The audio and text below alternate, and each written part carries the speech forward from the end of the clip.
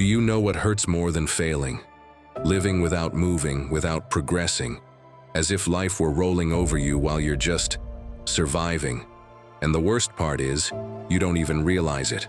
You're stuck, yes, but not because of a lack of time or opportunities. It's because of excuses. And that's enough, because in just 3 days, you can start to change everything, but only if you stop lying to yourself. This video isn't for someone who just wants to give it a try and see what happens. It's for those who are fed up with living on autopilot, repeating the same mistakes, feeling lost, without direction or purpose. There are no magic formulas here, but there is truth. You're going to discover 13 Stoic habits that can radically change your life in just 3 days. Yes, you read that right. 3 days. If you're bold and committed enough to apply them, you'll break out of the pattern that's keeping you stuck. I'm bringing you the tools today, but it's up to you whether you use them or keep watching life slip through your fingers. Are you ready? Or would you rather stay the same? Before we begin, let me tell you Julia's story. Because sometimes a decision seems small, but when you make it, it doesn't just change your path. It helps you find yourself again. Julia was 29, living in Madrid, and on paper, she had it all. A stable job at a digital marketing agency, friends to laugh with on Friday nights, a shared apartment in the city center, and even a plant that was still alive. But inside, something felt off. It wasn't any specific sadness, just a constant feeling of dragging through the days as if they weighed her down. She slept, but didn't rest.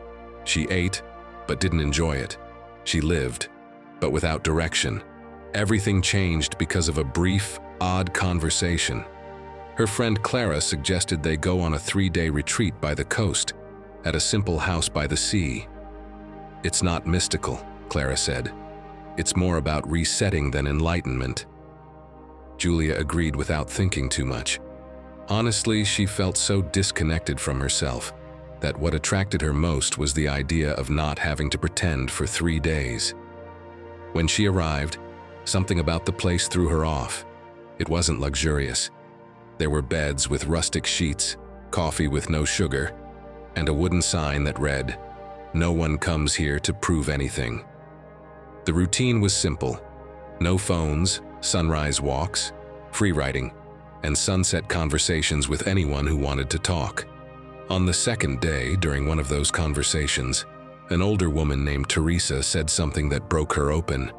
"I've been helping others for 20 years, and just 3 days ago I started asking myself what I want." It was like looking in a mirror. Julia felt a knot in her stomach, because she too had been living to meet expectations without ever stopping to ask if those expectations were even hers. That night she didn't sleep well. At dawn she got up before anyone else, walked alone along the shore, and stepped into the water fully clothed. It wasn't some dramatic impulse, it was a need.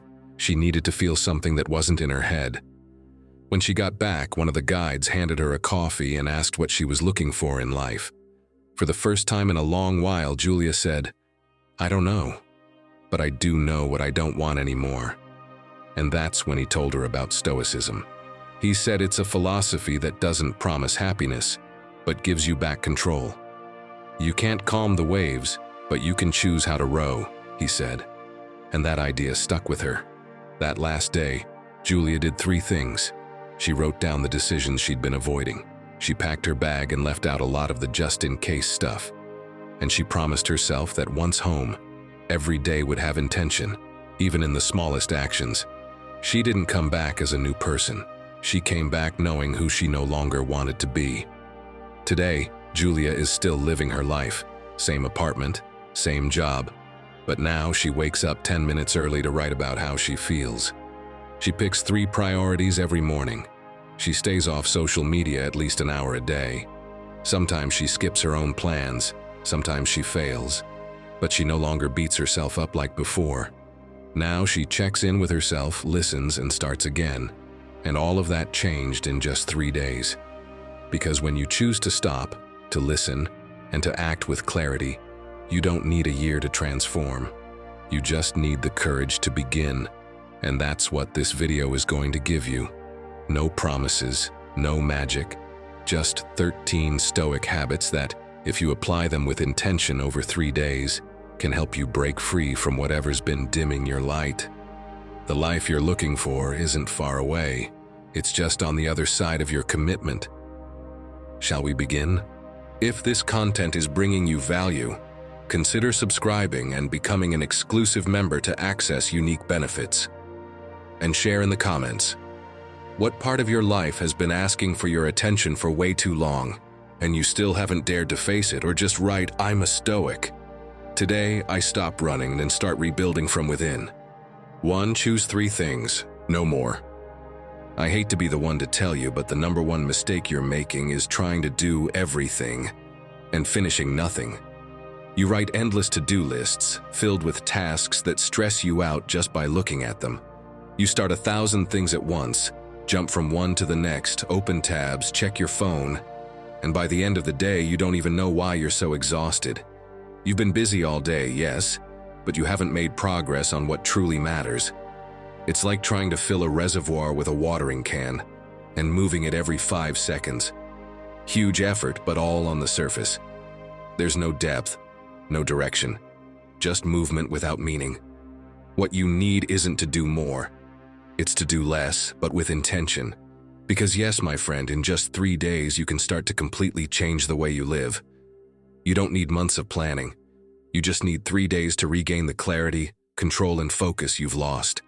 And the gateway to that is in what you choose to prioritize each morning. Epictetus said it plainly, in a phrase that may sting, but serves as a compass. If you want to improve, be content to be thought foolish and stupid. He said this because learning to prioritize means choosing. And when you choose, you will inevitably disappoint others. When you stop answering to everything, when you say no to what's urgent but irrelevant, you start to seem odd. But the Stoic doesn't seek approval. He seeks direction. Have you ever ended the day feeling like you were busy all the time, but didn't move an inch closer to your real goals? You put out fires, replied to messages, solved 1,000 little things, and yet what truly mattered remains untouched. It's exhausting. And the worst part is, that routine repeats every single day. Without realizing it, you're postponing your life with excuses that wear a very convincing mask of productivity.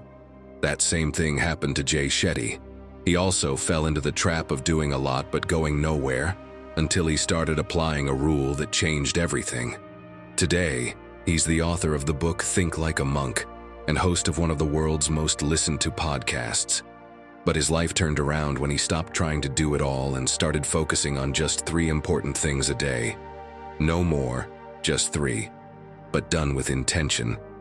According to him, those 3 actions should align with the life you want to build. Because productivity without direction isn't productivity. It's empty hustle. Lots of movement, but no meaning. And if you're wondering how to start, here's something to help you step by step. First, either when you wake up or before you go to bed, write down 3 actions that truly matter in your life. Not generic tasks like reply to emails or make some calls.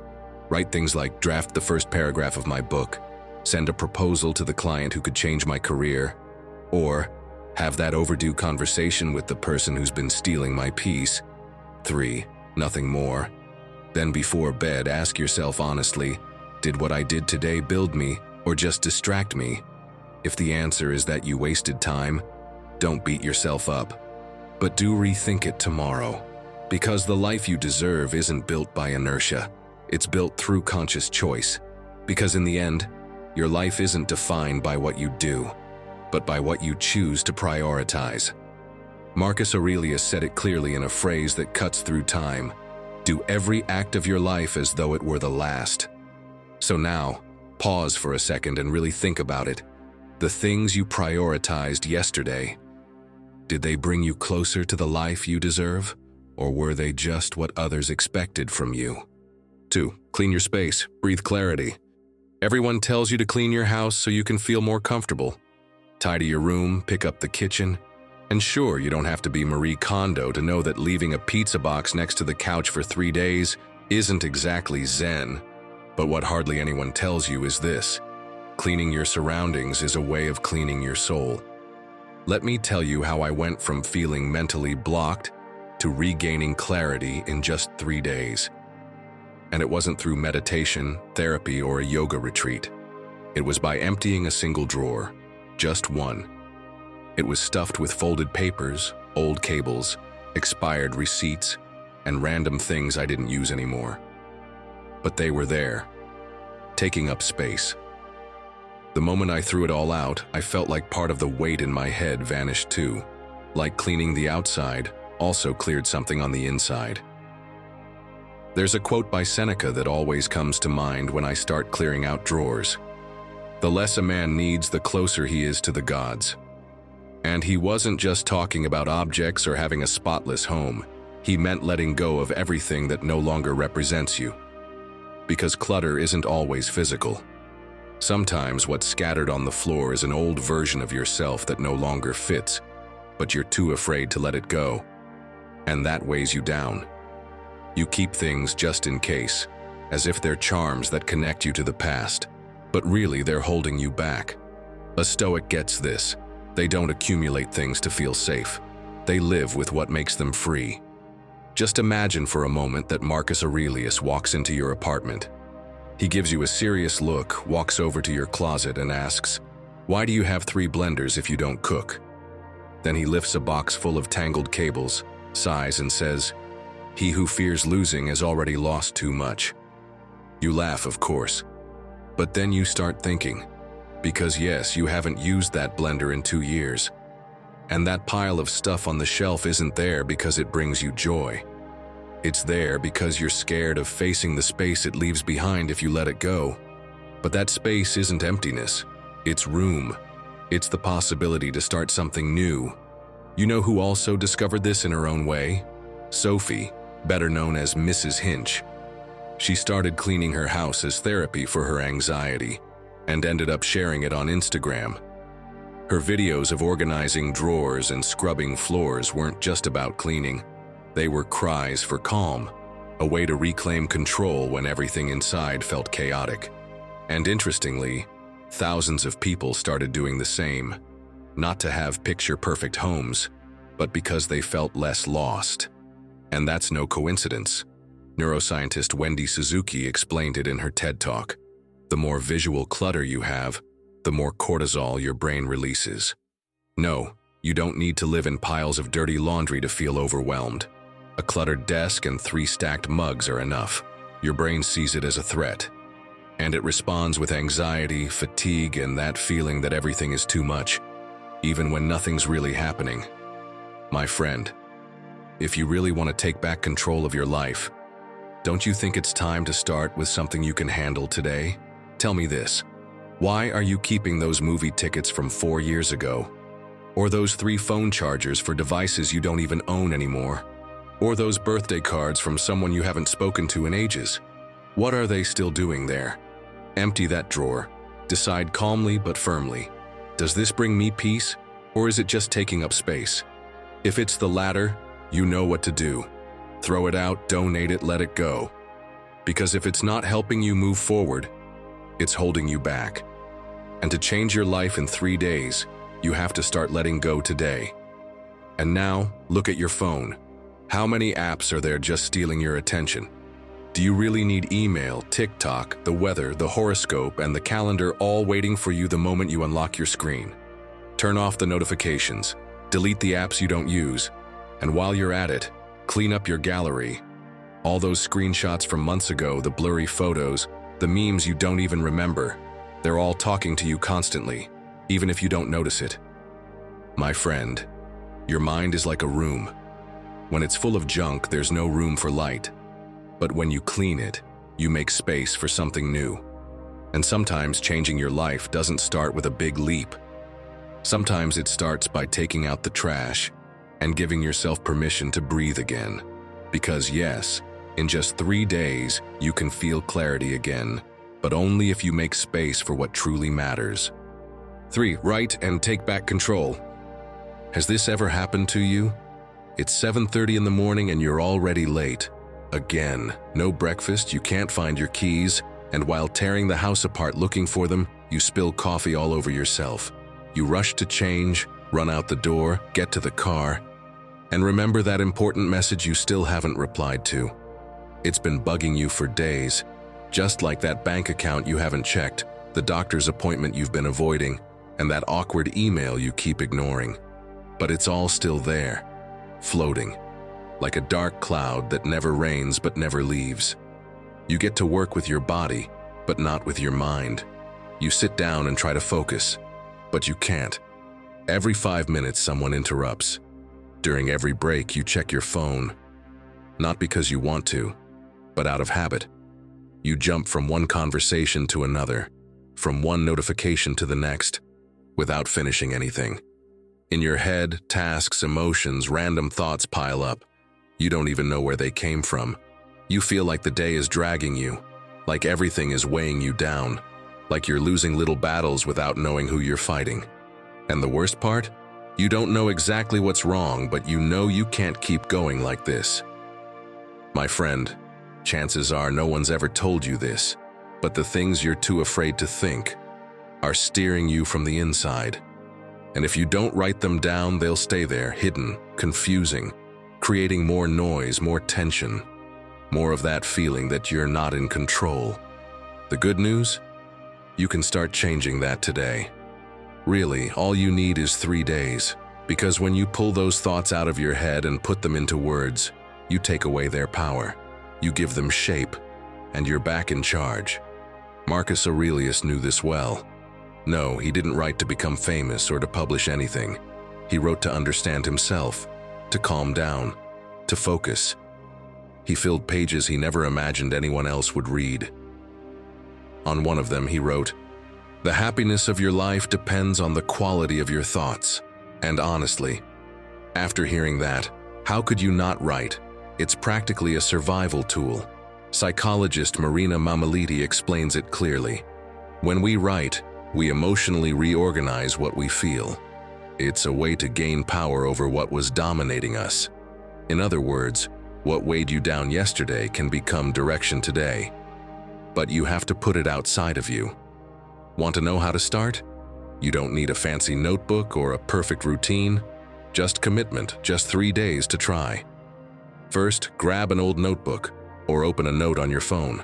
The format doesn't matter. What matters is that it's yours. Second, write for 5 minutes in the morning. No censorship, no filters. Example: I feel tired. I'm scared I won't achieve what I want. I'm frustrated about arguing with my partner. Whatever comes out, write it. No judgment. Then always add this question at the end. What can I do today that depends only on me? That question is like an anchor. It grounds you. It reminds you that not everything is lost, that you choose where to begin. Because writing isn't just a way to vent, it's a power tool. And if today it sounds silly, try it for 3 days. Just 3. Then tell me if you don't feel more clarity, more control, more focus. Now tell us in the comments. If you had to write just one sentence right now, what would it be? What's taking up space in your mind that you want to let out? Don't be afraid to share it.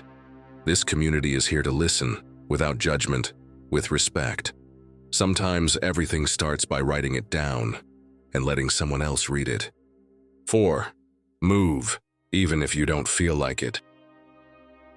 Puff, just thinking about it already feels exhausting, right? Changing clothes, putting on workout gear, finding socks that don't squeeze, filling up the water bottle, walking out with a sleepy face, getting to the gym, waiting in line for a machine, and then, on top of it all, sweating. What a nightmare. If it were up to your mind, you'd stay on the couch watching motivational videos of people who did move, while you keep scrolling, convincing yourself that tomorrow for real. But you know what? The problem isn't the sweat, it's not even the effort. The problem is that you associate movement with suffering, with sacrifice, with doing something you don't feel like doing. And of course, your body responds with a mix of resistance and automatic laziness. I get it. I've had those mornings too, where even reaching out to turn off the alarm feels like running a marathon. But let me tell you something that changed my life. The moment I stopped waiting to feel like moving, everything started to make sense. Because waiting to have energy to move is like waiting to have money to start saving. That moment never comes. And if your body doesn't move, your mind shuts down. It's that simple. And if you don't believe me, look at Yusuke Yamakawa, a Japanese teacher in his 70s who's gone viral on TikTok. His secret? He does squats every day in a suit and tie before heading out to teach. No gym, no show, just commitment. His motto is simple but powerful. The hard part isn't starting. The hard part is choosing to start again. And there he is, day after day, moving his body like he's preparing his mind to face life. Epictetus would have looked at him with respect, because, as he said, don't explain your philosophy. Embody it. And my friend, movement is exactly that, philosophy in action. When you move your body, you also move your mind. You grow stronger inside, even if on the outside, you're just walking 10 minutes in the sun.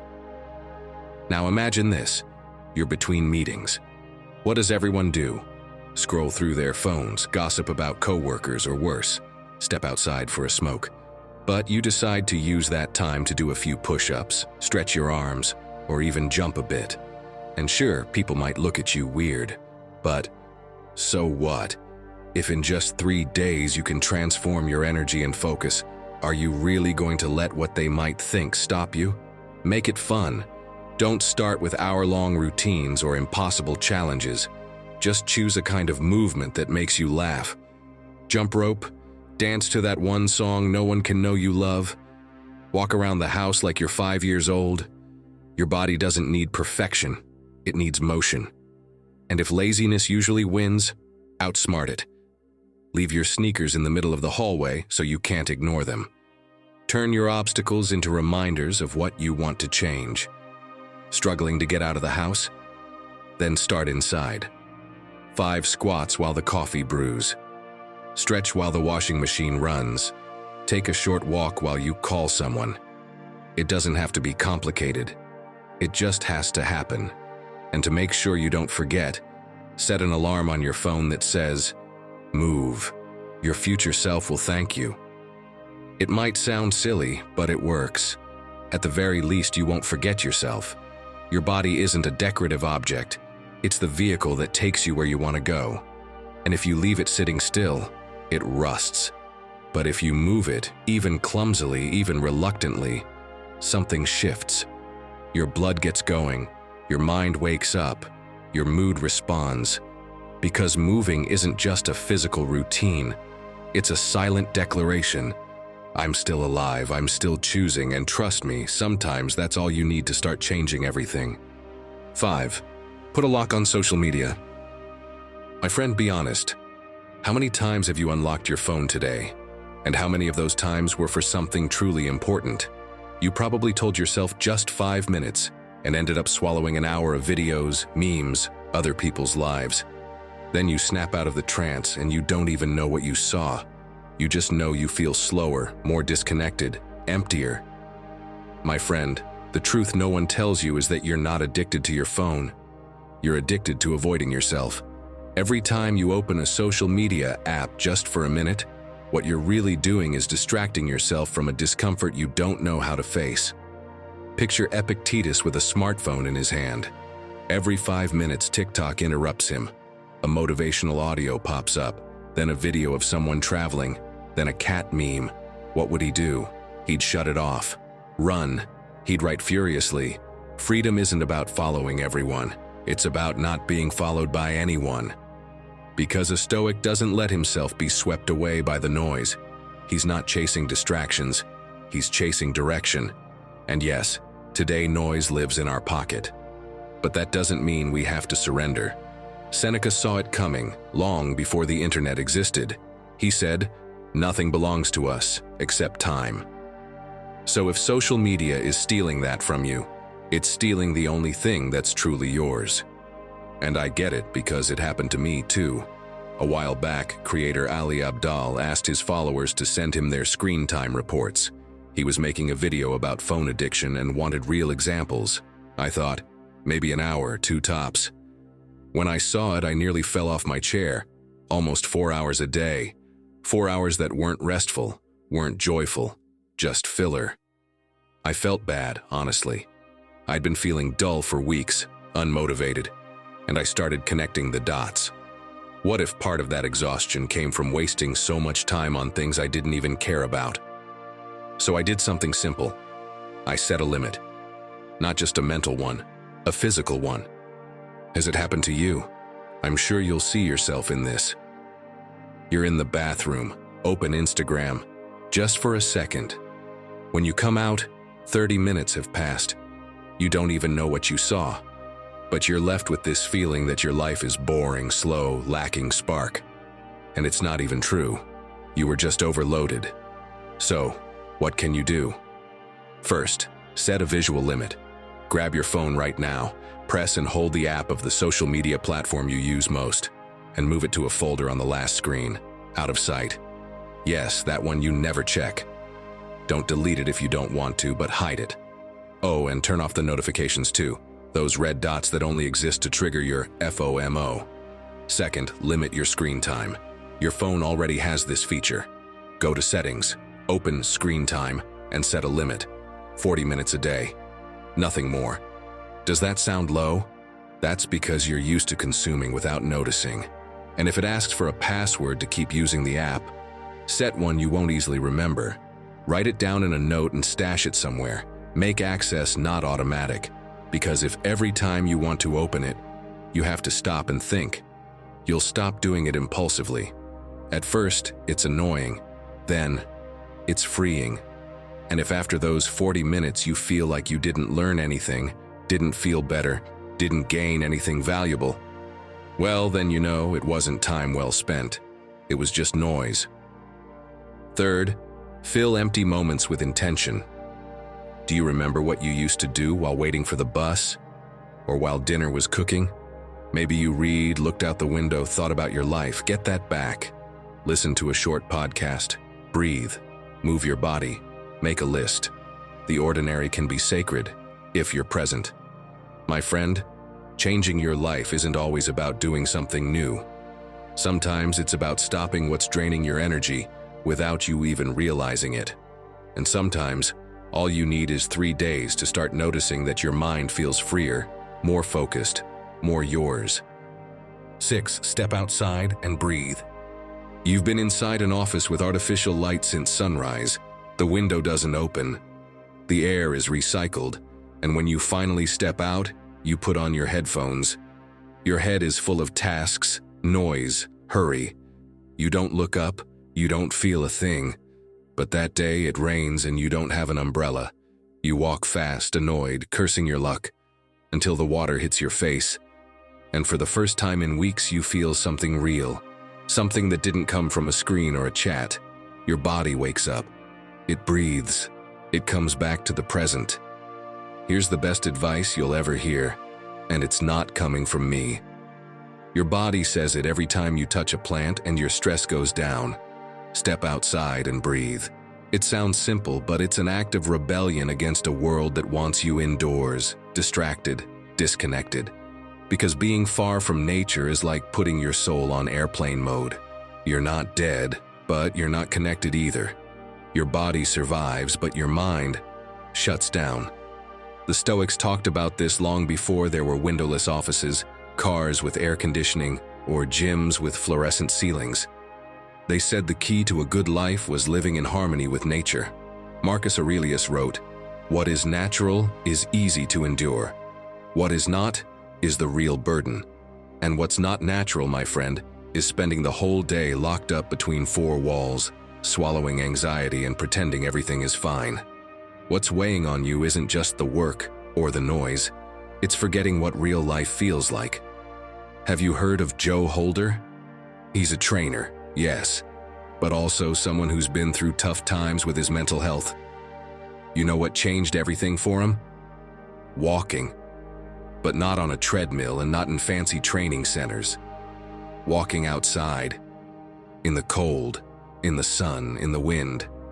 Exercise helped, yes, but it was the contact with the real world that truly healed him.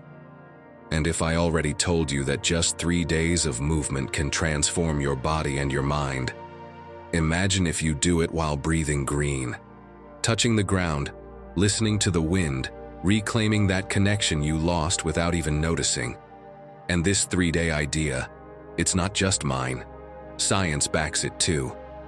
Rachel Hopman, a behavioral neuroscience expert, calls it the 3-day effect. You don't need to hike the Himalayas. Just spend 3 days going outside a bit more, touching what's real and stepping away from the noise. The result? Lower stress, greater creativity, sharper memory, up to 40% improvement in cognitive function. And you don't need a forest. A park is enough. A terrace with plants, a street without cars. My friend, do something today that doesn't involve ceilings or screens. Step out your front door and spend 5 minutes just looking at the sky. Go for a walk without headphones. Yes, it'll feel strange at first. You'll think you're wasting time. But that silence you keep avoiding is exactly the one you need most. If you can, find a place with a bit of green. Not to be productive, just to be. Because sometimes the bravest thing you can do is stop and reconnect. The world doesn't look the same from a screen as it does from under a tree, even if it's just for a moment, even if it's just a few steps. And as small as it may seem, stepping outside isn't running away from your life. It's returning to it, because your mind rusts if it doesn't breathe. And you, my friend, have been locked inside yourself for too many days. 3 days.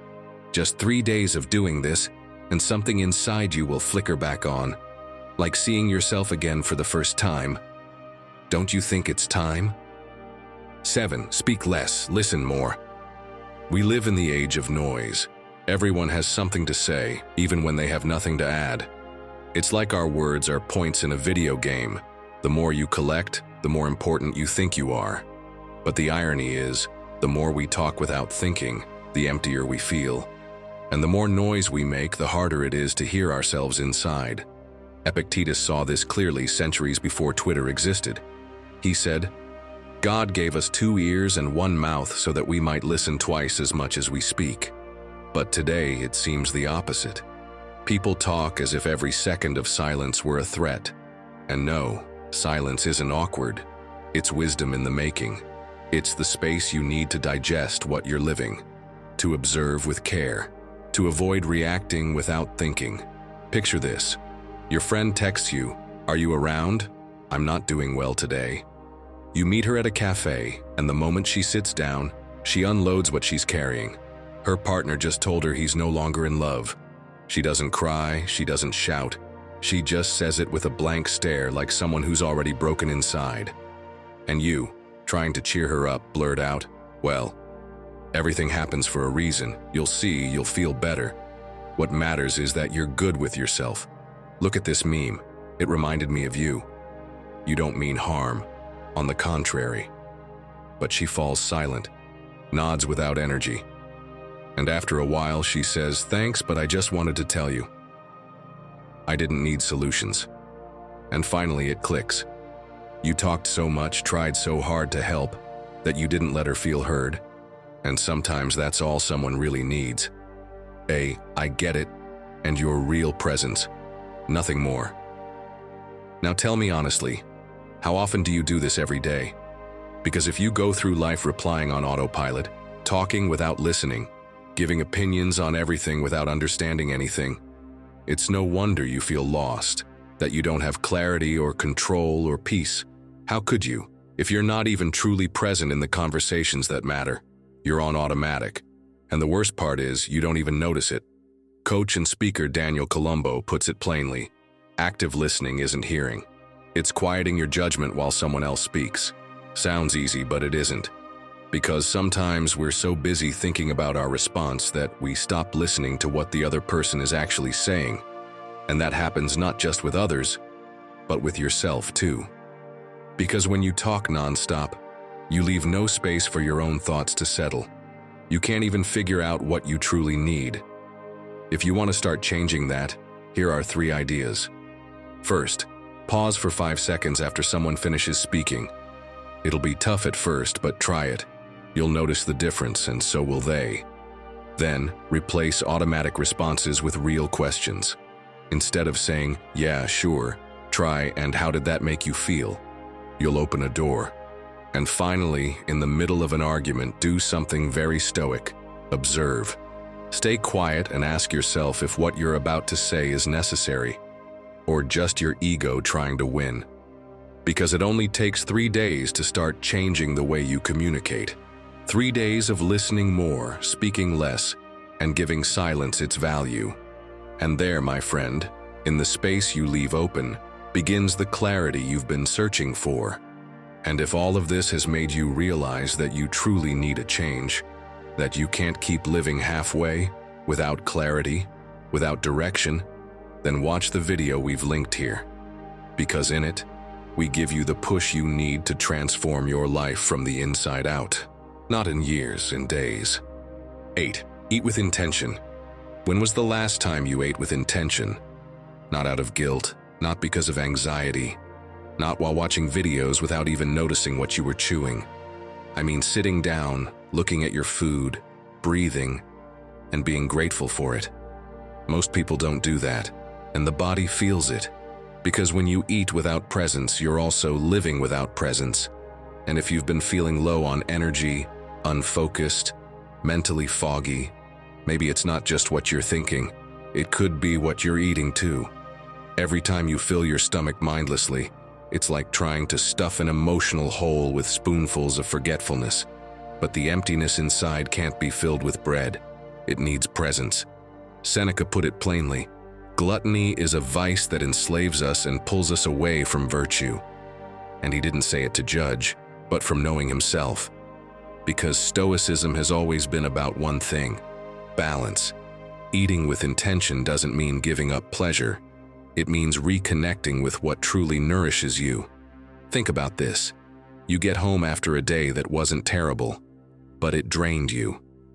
You feel kind of switched off. You kick off your shoes without caring, drop your bag wherever and head straight to the pantry. No lights on, no questions asked. You open a bag of cookies and start eating. Standing up, leaning against the counter. Fast, without real hunger, just noise. There's a small sadness, a hidden stress, a discomfort you don't want to face, and you cover it however you can. Next thing you know, the bag is empty, and you feel exactly the same, just now, with guilt. I recently listened to the podcast With Love, Caro by psychologist Carolina Zambrano. She said something like, "Every binge is really a conversation you owe yourself." I'd never thought about it that way, but it makes sense, doesn't it? So today I'm offering something simple. Before eating, ask yourself, am I hungry or is something else going on? Maybe it's tiredness, maybe anger, maybe you just need a hug. If you name it, you stop eating to bury it. You eat knowing why you're doing it, and small gestures help more than you think. Take 2 deep breaths before starting. Just that, 2 seconds of pause that shift your relationship with your meal. Eat without your phone in front of you, no screens, look at the colors, the texture, the smell. Chew slowly as if it's the first time you've tasted it, and if you can, give thanks. Because gratitude nourishes too. Your body doesn't need extreme diets. It needs respect. Eating with intention isn't a trend or a weight loss hack. It's a way back to yourself. A reminder that you can take care of yourself even when you're tired. That you can choose to slow down even after a crazy day. And that, my friend, is reclaiming control. And when you do that, everything else starts falling into place. Now tell us in the comments, has this ever happened to you? Have you eaten out of guilt, anxiety, or just habit? And if you have any trick that helped you change that, share it. Someone in this community might need it today to begin their own 3-day transformation. 9. Do you speak to yourself with kindness? That's exactly what I'm asking you. Do you speak to yourself with kindness? Although honestly, you don't need to answer. I already know the answer. And no, it's not because you're a bad person or lacking willpower. It's because no one teaches us how to speak to ourselves with care. We're taught to be demanding, to push ourselves hard, to never settle. But no one teaches us how to treat ourselves with compassion. And believe me, my friend, I've fallen into that too. For a long time, every mistake I made was a reason for self-attack. If I didn't finish something on time, I'd tell myself, "You're such a mess." If something didn't go right on the first try, "You're never going to make it." But the worst part? I didn't even notice. I was so used to that inner dialogue, I mistook it for realism. Until one day my therapist hit me with a reality check. Listen to yourself as if you were someone else. So I did, and it was awful. I thought, if anyone else talked to me like this, I'd have cut them out of my life years ago. But because it was me, I tolerated it. And that's when I realized the first mistreatment I was suffering came from myself. And you? Have you listened to yourself lately? Maybe not, but your actions give you away. Imagine this. You're at home, getting ready to go out. You look in the mirror, and the first thing you think is, "I look terrible. I can't go out like this. I look tired, old, awful." You don't say it out loud, but you feel it, and it changes your mood. Or you're in a store trying on clothes. You pull on a pair of pants and they don't fit like you hoped. You look at yourself, sigh, and mutter, "Disgusting, look at me." No one hears it. No one judges you. But you do. You were your harshest judge. And that, even if you don't notice it, sours your entire day. My friend, your inner dialogue is like GPS software. If it's programmed wrong, even if you make good decisions, it'll always tell you you're on the wrong path. As Marcus Aurelius said, "The soul becomes dyed with the color of its thoughts." And every day, you're filling your mind with automatic phrases you don't even question. And if those thoughts are dark, it doesn't matter how bright the day is, you'll see it all in gray. But that can change, and faster than you think. The first thing you can do is that same exercise. Listen to yourself. Really listen. Imagine you're hearing yourself from the outside. And then, shift the tone. Talk to yourself like you're your own best friend. Make a mistake? Instead of "you're stupid," say, "You're learning, you'll do better next time." Not happy with how you look today? Try, "Okay, I feel off today, but that doesn't define my worth." It might sound silly, but that kind of self-talk changes everything. Here's another idea to try. Every time you catch yourself being self-critical, respond with a calming phrase. Something like, "I'm doing my best," and that counts too. You don't have to cheer yourself on for everything. Just stop tearing yourself down for everything. Because when you speak with empathy, your mind doesn't go on the defensive. It opens up, and that's when real growth begins. Do you talk to yourself like someone who loves themselves, or like someone who's punishing themselves? Because if you truly want to get back your clarity, strength, and control, you have to start from the inside. And yes, in just 3 days you can begin changing that dialogue. Not by magic, but because when you stop sabotaging yourself and start becoming your own ally, everything gets lighter. And for the first time in a long time, you can finally breathe. 10. Say no without guilt. Before you think learning to say no is impossible, let me tell you the story of someone who did it and completely changed her life. Andrea Aguirre was an engineer in Argentina. She had a stable job, a steady paycheck, and everything that supposedly gives you security. But every morning she woke up feeling empty, like each day was designed for everyone else. Except her. One day, she understood. If she kept saying yes to what drained her, she'd never have space for what lit her up. So she quit, she left, and she started over, creating content about minimalism, self-care, and emotional boundaries. People called her crazy. They said she was throwing away her career, but she was sure of one thing. Every no to what I'm not was a yes to who I want to be. Now look at yourself. How many times a day do you say yes out of obligation, pressure, or fear of disappointing others? Everyone says that helping others makes you a good person. But let me tell you something no one else does. If you don't learn to say no, you're going to lose yourself from the inside out.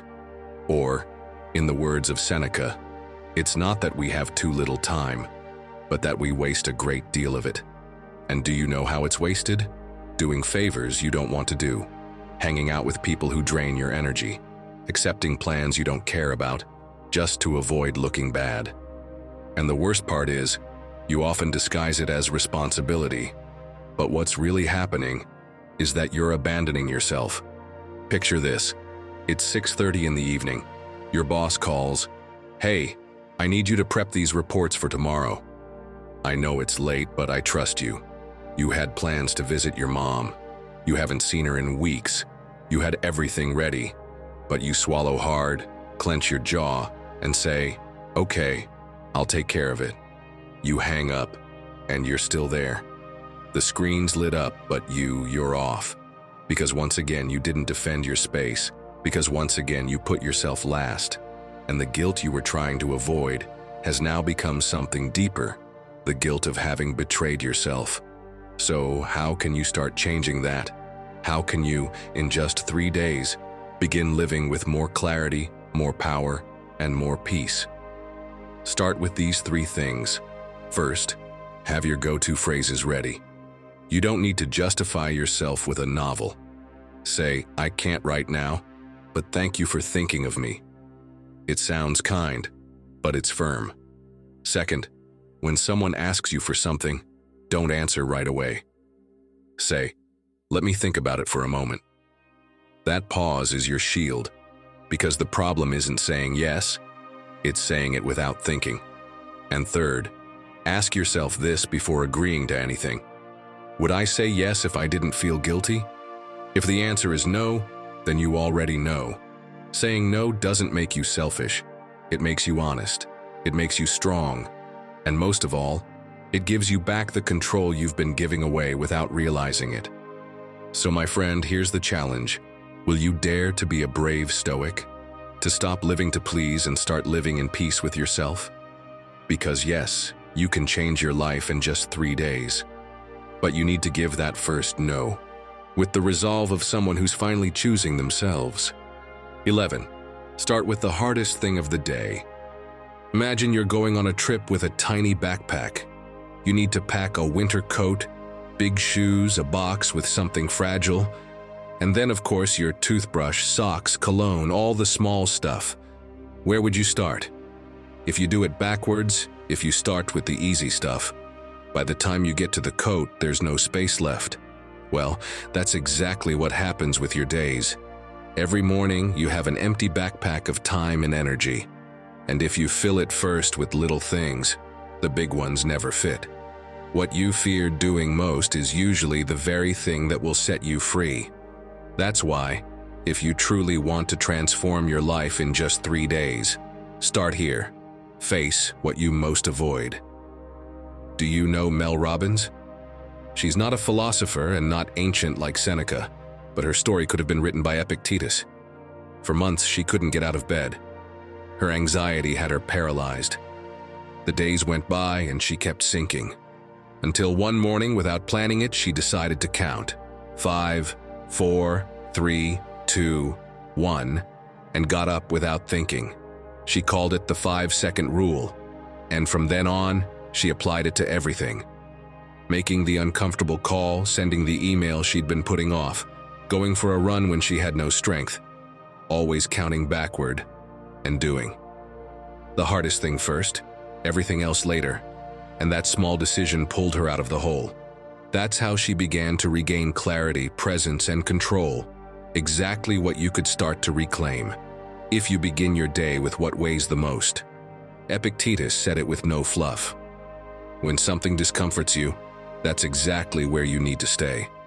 Not as punishment, but as training, because what you avoid today becomes even harder tomorrow. And the worst part? That weight doesn't go away. It just lingers there, waiting. You're on the couch, phone in hand. You've known for 3 days that you need to call your father. You had a fight. He said hurtful things. So did you. But now it's time to reach out, and you know it has to be you. Every time you think about it, your anxiety spikes, so you open Instagram, then switch to WhatsApp, then back to email. But his message is still there, unopened. And even if you don't do anything, that unresolved thing stays with you, like a pebble in your shoe. Seems small, but ruins the whole walk. It's not just you. Our brains use up more energy anticipating a task than actually doing it. It's like going to the gym. Just thinking about squats hurts more than doing them. Because the drain isn't in the action, it's in the delay.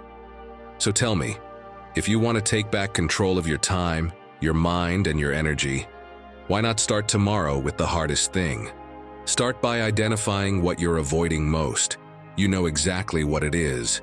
That conversation you've been putting off, that message you're dreading to open, that email you've been saying you'll reply to tomorrow. Then, break it down to the smallest possible step. If working out feels like too much, don't think of the whole routine. Just put your sneakers on. If you need to write a report, don't think of 20 pages. Just open the doc and type the title. And when procrastination starts to creep in, remember this. Count 5, 4, 3, 2, 1. And do it before fear has time to talk you out of it.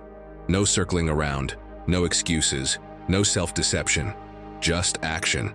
And right there, in that instant, your day begins to change, and with it, your whole life.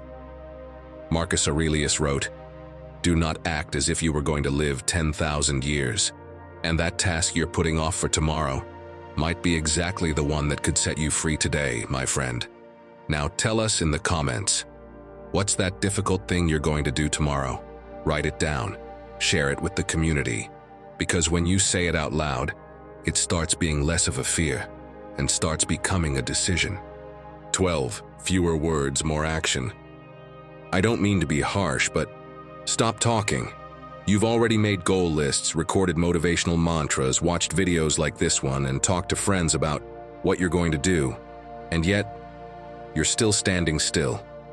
Come on, my friend. Action. 3, 2, 1, like you're the lead in your own movie. The problem is, you've convinced yourself that thinking about change is the same as changing. But it's not. That's just the comfy part of the process. It's like being on an emotional treadmill. You feel like you're trying, like you're moving. You get tired, sweaty, frustrated. But if you look around, you're still in the same place. Because moving is not the same as moving forward. What you need now isn't more motivation. It's a decision. Just 3 days of moving differently, of turning intention into action, and you'll see your life start to shift. Marcus Aurelius understood this deeply. Instead of talking about virtue, he lived it. He wrote in his meditations, "Stop talking about what a good man should be, and be one." That simple, that hard, that powerful, and that's what he did. Yes, he ruled an empire, but every day he began with inner reflection. It wasn't just philosophy, it was practice. It was integrity, and that, more than 1,000 speeches, transformed him. Has this ever happened to you? You buy a book because this time you're really going to commit. You even post a story on Instagram with the cover and a caption like, "A new chapter begins." 40 people react with fire emojis. You feel validated for 1 day. Then the book just sits there on your nightstand. You see it every night and it frustrates you. Not because you haven't read it, but because you know what you're really failing at is keeping your word to yourself, and that weighs on you. David Valois, author of Tricks to Stop Procrastinating, puts it bluntly. Talking a lot about what you're going to do triggers a dopamine hit that makes you feel satisfied, even if you haven't done anything. It's a trap. You feel like you're progressing, but you're just decorating the cage. The only way out is to act before you talk. Do first. Speak later, if needed. My friend, do you trust me? I hope so, because I'm going to help you make these next 3 days count. Let's start simple. Change your to-do list into a done list. Don't write, "I want to work out." Write, "I did 15 push-ups." Write it as if it's already done. Because the moment you write it like that, you'll want to make it real. Do something small without telling anyone, just you with yourself. Like a secret pact. Read 1 page, do 1 push-up, send that email. Whatever it is, make it real. And if you catch yourself talking about what you're going to do, shift it. Do something right now, even if it's just closing this video and writing 1 sentence in your notebook, even if it's just opening that file you've been putting off. So, Are you going to keep narrating your life in the conditional? Or are you going to start writing it in facts? Because changing your life isn't something you say. It's something you prove, not with promises, but with steps, not with words, but with firm action. Quiet, but real. Because only then will you reclaim the power that's already yours. And only then, in 3 days, everything can begin to change. So far, you've gathered the pieces. You've lit the spark. You've started coming back to yourself. But something's still missing, something small, but definitive. Stay with me, because what comes next might be the one thing you didn't know you needed to truly be reborn, strong. 13. End the day with 3 truths. What time does your day end? I'm not talking about when you turn off the lights or set your alarm. I mean the moment you make peace with what you lived. Because there's a big difference between going to bed exhausted and going to bed in peace. You can spend the day doing 1,000 things, checking off tasks, running from one place to another, and still feel empty when your head hits the pillow. Do you know why? Because you didn't close your day. You left it open, like a small wound that doesn't bleed, but it itches. And if you don't learn how to close it properly, that discomfort piles up, until one day you explode and have no idea why. Each day is like a scene in your movie. It has a beginning, a middle, and an end. But if you skip the ending, the rest loses meaning. Imagine it like a messy room at the end of a party. Cups on the floor, music still playing in the background, and all you want is to sleep. But if you don't clean up just a little, that chaos will be the first thing you face tomorrow. That's your mind if you don't close the day with intention. Sleep doesn't shut everything off. It just postpones it. Picture this. It's 12:15 at night, you're already in bed, but the phone is still in your face. You open one app, then another, scroll down, scroll up, until you realize you've spent 40 minutes scrolling and can't remember a single thing you saw. You don't feel terrible, but you don't feel good either. And the worst part is, you don't know why. Then you turn off the phone, roll over, close your eyes and think, what did I do today that actually mattered? Silence. And that's when that dull sadness hits. The kind that comes from feeling like you didn't leave a mark, not even on yourself. Seneca would have told you the same thing. He had the habit of reviewing his day every night, not as punishment, but as a way to straighten the path. He said it clearly, nothing improves if it is not examined. And that habit, which seems small, changes more than you'd think, because you don't need weeks to get your power back. Sometimes just 3 nights of doing this is enough to clear the fog in your mind. Want to try it? Here's something simple, yet powerful. At the end of the day, write down 3 things you learned. They don't have to be grand revelations. It could be, today I realized that talking without listening pushes people away. Or, I felt proud of how I handled a tense situation. The key is that they're yours. As psychologist Nayara Malnero says, when you review your day with honesty, your mind interprets it as you taking control. And finally, it can rest. Then, choose one emotion you felt strongly. Name it. Sadness, gratitude, frustration, pride. Naming it means recognizing it. And when you recognize it, you give it a place. You stop running from it. And lastly, make yourself a small promise for tomorrow. Something that isn't for others, but for you. It could be, tomorrow I'll wake up 10 minutes earlier and not touch my phone, or I'll go for a walk after lunch. Those commitments, even if they seem tiny, are bricks for building a more intentional life. My friend, transforming your life doesn't begin when everything changes on the outside. It begins when you change how you close your day, because the one who listens, the one who honors themselves, the one who commits, even if just for 3 nights in a row, is already walking toward a life that feels more like their own. And that, trust me, is more powerful than any loud, flashy goal. Are you ready to close this day the way you deserve? Changing your life isn't a matter of years. Sometimes all it takes is 3 days of decision, of truth, of commitment to yourself. 3 days to start hearing yourself again, to move even when it's hard, to choose silence over noise, to set boundaries, to say no, to act without broadcasting it. You don't need a master plan or for everything to fall into place. You just need to start, because every small conscious action is a declaration. I'm not giving up, I'm coming back to myself. If you've made it this far, drop this in the comments. I'm back, and this time, I mean it. That way, I'll know who the true Stoic warriors are, the ones who made it all the way to the end. Don't forget to subscribe and hit the like button so you don't miss what's coming next. Also, check the description box. We've left some resources there to help you dive deeper into Stoic teachings. Our goal is to bring you as much value as possible. And if at any point you feel like supporting us so we can keep creating this kind of content, you'll find how to do that in the pinned comment. Now, I invite you to explore the playlist on screen. It's designed to help you face life with greater wisdom and confidence. Click it, and let's keep growing together. Until the next talk, take care and keep embracing your inner Stoic.